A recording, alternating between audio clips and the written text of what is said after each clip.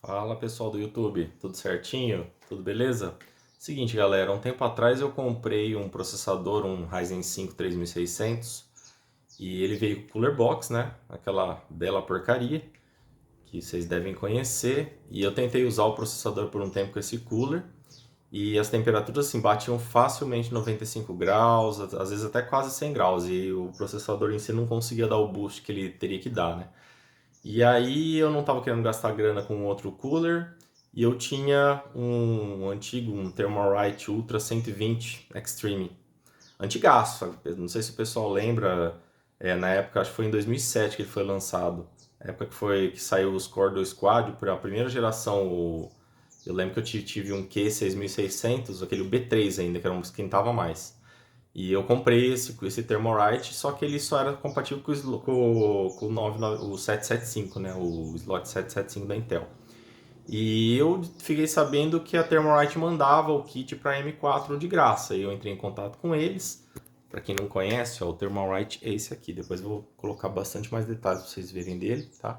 Mas esse aqui que eu tô na mão, ele é bem parrudão, é um air cooler violento, tá? E o que acontece? Eu mandei e-mail para os caras me mandaram um kit de graça para usar ele. E no caso é esse kitzinho aqui, ó. Tá vendo? Ele vem com backplate, tudo certinho, tá bom?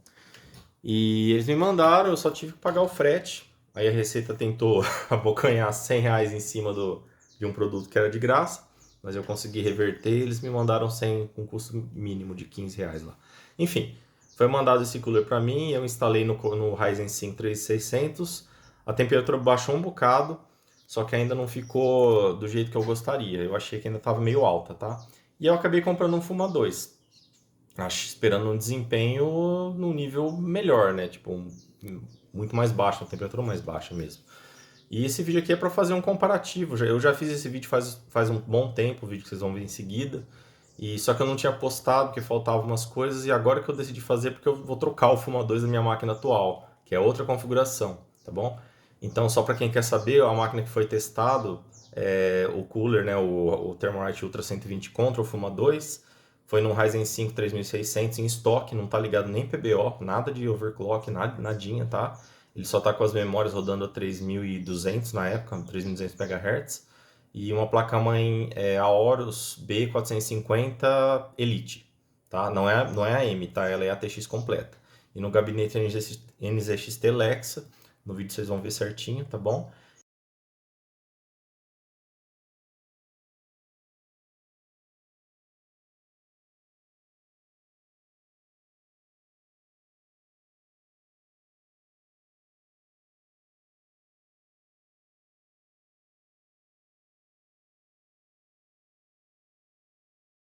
Olha pessoal, se for comparar por tamanho,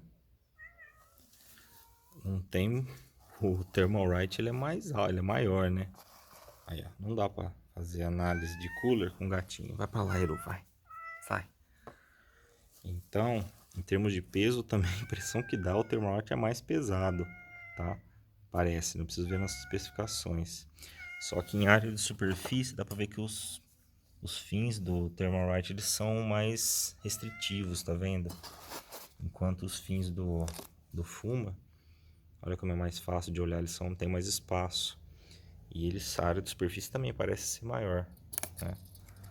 Então, assim, eu estou cauteloso em dizer que o Fuma 2 vai se sair melhor que o Thermalright, viu? Não sei. Mesmo porque o Thermalright usa muita força bruta com aquele ventilador, né? E o Fuma 2 ele é conhecido por ter ventiladores de baixo CFM.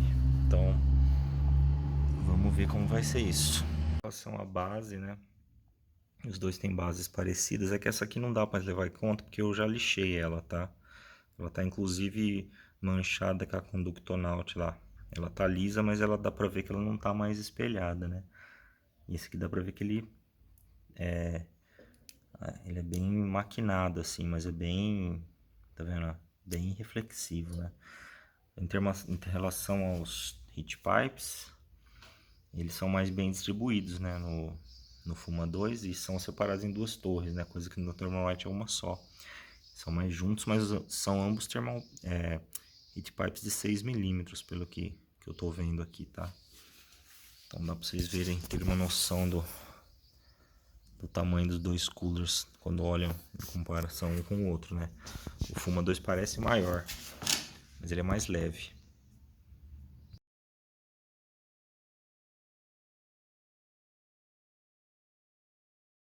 Bom, galera, aqui é uma amostra do barulho que ele faz, né? O Thermalright. E ele tá com aquele fan o Panaflow, né? Ele tá no modo silencioso, então esses fãs aqui eu tenho, na verdade, um frontal que tá desligado. Esse lateral ele tá rodando uns 500 RPM, é só para fazer movimentar um pouquinho de ar. E tem um ali no fundo também, né, que é o exaustor, que também tá rodando uns 1000 RPM. E tem o fã da fonte, né, que acho que não dá para ver aqui, que ele é mais silencioso, ela só liga mais quando tá fazendo alguma coisa, né? Agora ele tá, o computador tá parado, não tá fazendo nada. Então eu até, do jeito que eu configurei, dá pra ver que o Panaflow ele é um fã bem barulhento, mas ele tá parado agora, tá? Então o Thermalright ele segura tranquilo o computador em idle, né, sem fazer nada.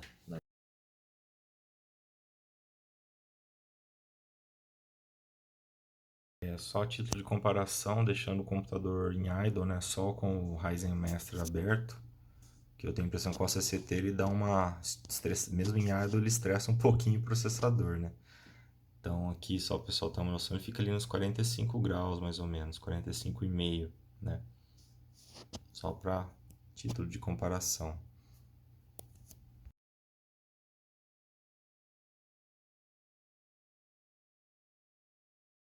Agora, assim, a partir do momento que você começa a estressar o processador, por exemplo, aqui eu vou colocar o teste do OCCT, eu estou com a versão 8.1.2, é o conjunto de dados pequenos, que é para um dos que gera mais calor mesmo, né?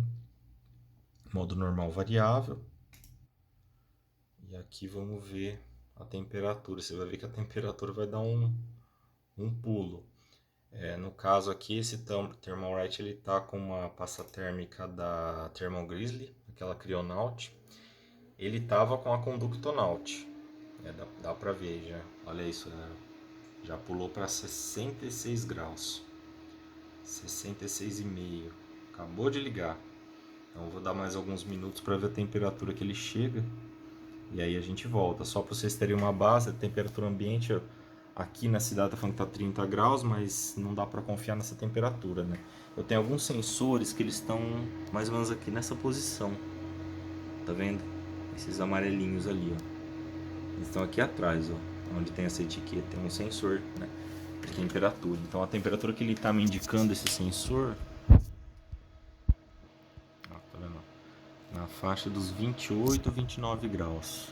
São 5 sensores, tá? Então 29, 29, 29, 29, 29 graus que a gente pode colocar, tá bom? Essa é a temperatura ambiente dentro do gabinete. Então daqui uns minutinhos a gente volta e eu continuo o vídeo. Então voltamos aqui, ó, já passaram-se 10 minutos, né? A gente tá vendo que a carga tá total aqui. É o teste de pequeno, né, que é aquele que gera mais calor. E a temperatura já deu uma boa estabilizada, ela já estabilizou logo de cara, né? Eu só deixei mais tempo para ver se não mudava, né? A gente vê que ela manteve ali perto dos 80 graus a temperatura total, né? Então fica nessa faixa, né? Tem uns, antes do ventilador chegar na velocidade máxima, ele tem uns picos ali de até 87 graus, tá vendo? Quando eu tava. Aqui eu tô usando a Cryonaut, né? Da Thermal Grizzly, mas eu cheguei a usar a Conductonaut também, aquela de metal líquido. E aí a temperatura não batia, chegava uns 84, 85 no máximo. Então diminuía ali uns 2 graus mais ou menos, né? Que não é muita coisa, né? Pelo risco que você corre com aquela pasta que eu tive problemas com ela para tirar o cooler. E a gente vê aqui que o ventilador, né? Ele é bem barulhento, dá para ouvir, eu vou colocar perto para vocês ouvirem. Mas ele está na velocidade máxima, tá vendo? Aqui a curva que eu configurei, se batesse 80 graus era para ele disparar mesmo, né? Porque eu não queria passar disso. Esse é um teste que não é muito realista, tá? Tipo, quando você está usando mesmo o computador, ele nunca chega nessa temperatura. Mesmo para jogo. Para jogo, ele não lembra dele ter batido 70 graus.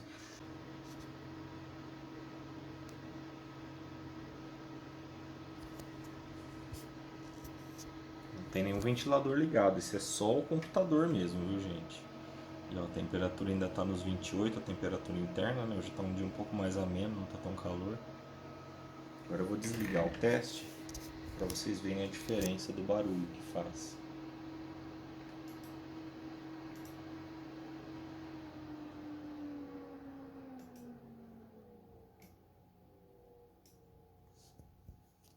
Ó, tá vendo? Agora imagina você usando o computador à noite. Esse fã, ele é um fã da Panaflu, né? Ele dá pra ver que ele é mais largo que os outros, mais grosso, né? Ele é de 32 milímetros. Ele chega a absurdo 75 CFM, ele venta muito, mas o barulho dele é... Ele é um fã mais industrial, né? Não é um fã muito para computador, então não dá para reclamar demais. Mas a performance dele é ótima. Mas eu decidi colocar... Vamos manter os fãs do Fuma 2 e ver como eles se comportam depois.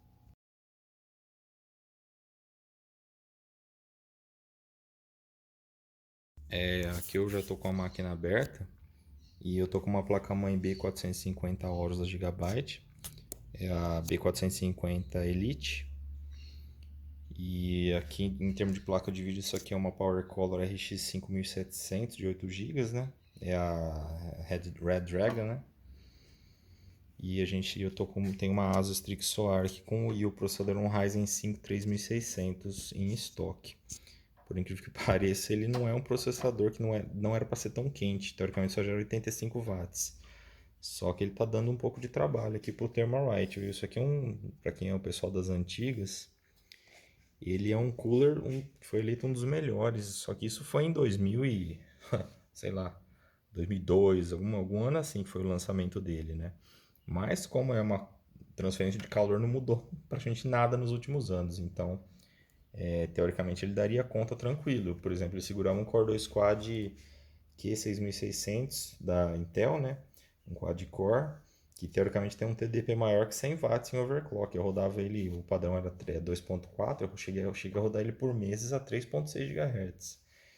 E segurava tranquilo as temperaturas, muito sossegado. Coisa que esse Ryzen 5 aqui, por exemplo, eu não consigo fazer praticamente nenhum over com ele. Muito limitado. Então a esperança é que o Fuma 2 segura um pouco melhor, né? Mas isso aí a gente vai saber só depois de testar. Depois que eu tirar os coolers aqui do computador, eu mostro lado a lado pra vocês terem uma ideia. Aqui é o fã que eu falei, né? O Panaflow. Eu tive que rasgar o papel dele porque quando eu dei manutenção eu tive que colocar um pouco de óleo porque ele estava fazendo um barulhinho e depois eu não acabei não tampando, né? Deixei aberto mesmo. Ficou meio feio, mas não aparece, então não dá nada não. Aqui é a fonte que eu estou utilizando, né? Uma de 850 watts da Corsair. Essa fonte é bem antiga também, mas é uma ótima fonte, nunca me deixou na mão. Pessoal, aqui eu só quero deixar registrado como que estava o contato da base com o processador. Como dá pra ver, ele estava em contato perfeito, tá vendo? Até vazou nas laterais aqui. Deixa eu colocar ele aqui. Dá pra ver bem que ele tava, o contato dele estava muito bom.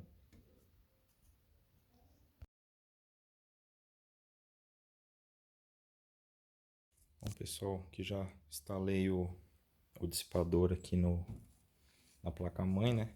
Eu tive que tirar toda a placa-mãe porque o backplate estava, o do Thermalright é diferente do original, ele instala no original.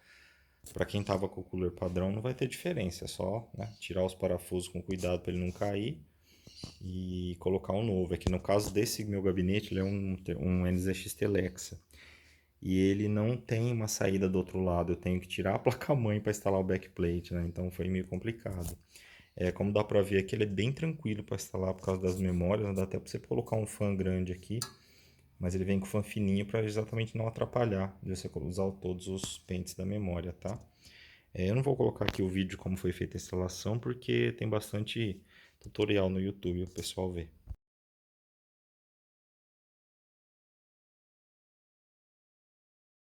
Bom, aqui os fãs já estão instalados, né? Dá pra ver que ele ocupa uma boa parte ali do espaço livre, né? Ele é maior mesmo que o Thermalright. Aí, ó, como ele ficou instalado aqui. Vamos ver depois o desempenho, como ele se sai, né? No funcionamento.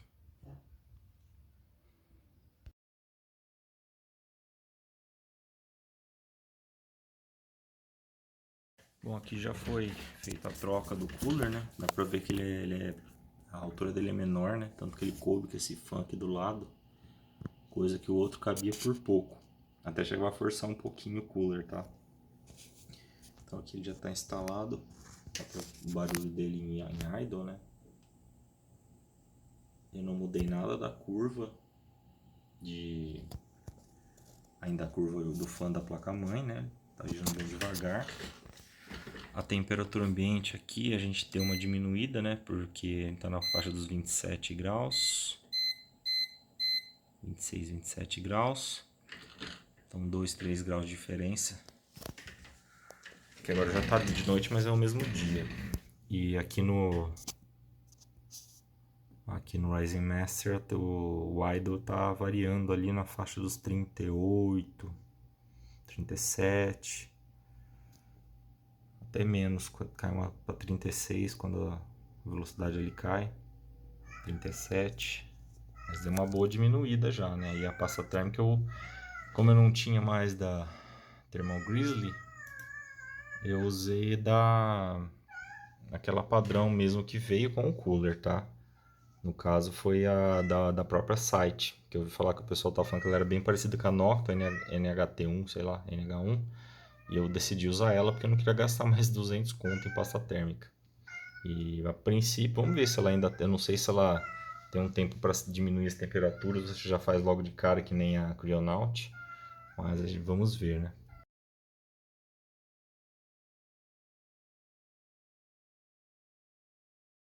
Bom, aqui já passaram 11 minutos, né? Como eu mantive o tempo de a partir de 10 minutos para saturar. A temperatura baixou ali na casa de uns 4 graus, né? Só que a temperatura ambiente também está um pouco mais baixa, né? Nos 26, estava 28. Então, assim, teve uma diminuição, dá para ver, né? Mas não foi tanto quanto eu esperava, para ser sincero, né? A máxima realmente a gente não chega até aquele pico de 87 quase, né? E deu uma diminuída na temperatura, né? Até uns 3, 4 graus. Mas pelo delta não teve muita diferença, tá? Eu, pra ser sincero, fiquei um pouco decepcionado. Eu esperava uma diferença grande. Eu até tava achando que aquele Thermalright não tava dando conta mesmo, né? Mas aparentemente esse Ryzen 5 é muito, muito quente. Então não sei o que pode dar conta dele. Agora, uma coisa boa, né? Em compensação, é, por exemplo, ele tá com a fan 100% aqui, ó. Olha a diferença de barulho, né? Antes, a única coisa que eu mudei, na verdade, foi o cooler, né? Aqui as duas fãs, tanto no vídeo anterior quanto nessa aqui, tá 100% agora. Então o barulho tá bem baixo, tá? Dá pra usar com a máquina sem ficar, sabe? Não parece uma turbina, então isso é uma grande vantagem, né? Mas assim, talvez se eu colocasse dois coolers desse naquele outro Thermalright, talvez eu teria um desempenho parecido, tá? Então eu esperava um pouquinho mais desse Fuma 2, para ser sincero. Eu achei que ele ia resolver meu problema dessas temperaturas. Tá vendo? Olha isso, ó, 84 graus. Esperava que baixasse pelo menos ali para uns 70 no máximo, né? Mas ajudou um pouco. Vamos ver no decorrer dos dias se isso melhora.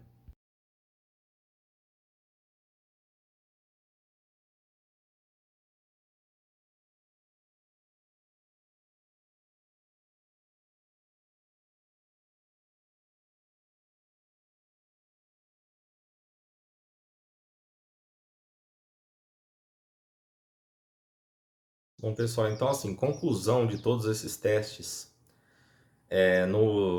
na passagem anterior que eu gravei na época, eu não tinha analisado muito bem o resultado, mas aí depois parando e vendo com calma, o que eu percebi? Por incrível que pareça, o Thermalright ganhou a comparação. Deu para ver lá que o Fuma 2 ele manteve uma temperatura estável de 83 graus e pouquinho durante o teste do OCCT, que é um teste que estressa pra caramba, né, o processador. E o Thermalright Ultra 120 ficou em 80, 81 graus. Não teve uma diferença ali de 3 e pouquinho, tá? 3,75 graus entre um e outro, se eu não me engano, tá bom? Então, o que aconteceu? A única coisa que o Fuma 2 ganhou foi em idle, né, sem o processador fazer nada, que fica uma temperatura bem menor, e na máxima, que o Fuma 2 a máxima foi acho que 84 e o outro foi 86, uma coisa assim. Depois eu coloco o resultado certinho para vocês. Mas isso acontece porque a curva de fan do Thermalright estava configurada para simplesmente em idle não ligar o fan. Então o fan ficava desligado, então a temperatura em idle subia para 40 e poucos graus ali, até 50, e depois na hora que subia mais ele ligava o fan. Então esse é o único motivo. Também é o motivo de ter subido para 86. Na hora que você bota o estresse na hora, ele já dá um boost ali, a temperatura sobe pra caramba, né? E aí só depois que o fan liga, ele abaixa aquela temperatura. Então, moral da história, um air cooler de 2007, né? Mais de, sei lá, 16 anos atrás, mesmo desempenho de um cooler atual. Só que, claro, né, o Fuma 2 ele é muito mais silencioso. Isso é fácil de ver, até no vídeo dá para perceber, mas pessoalmente você percebe também. Mas assim, né, daria para eu colocar um fan mais silencioso, com melhor desempenho no Thermalright, também ele faria um resultado muito semelhante do Fuma 2. Então assim, né, no final das contas, o Fuma 2 é um bom air cooler para quem vai comprar hoje em dia. Não tem dúvida disso, ele tem um desempenho muito legal. Só que para quem já tem um cooler desse das antigas, que é um cooler, né, maçudo, um cooler grande, não vale a pena trocar. É melhor você investir de repente em fãs de alta qualidade, sei lá, um Art Cooling, um Nocto, alguma coisa assim, tá? Que eu acho que vai gastar menos dinheiro e você vai ter um resultado mais satisfatório, tá bom? Então eu espero que vocês tenham gostado do vídeo aí. Deixa o like. Obrigadão, galera. Falou!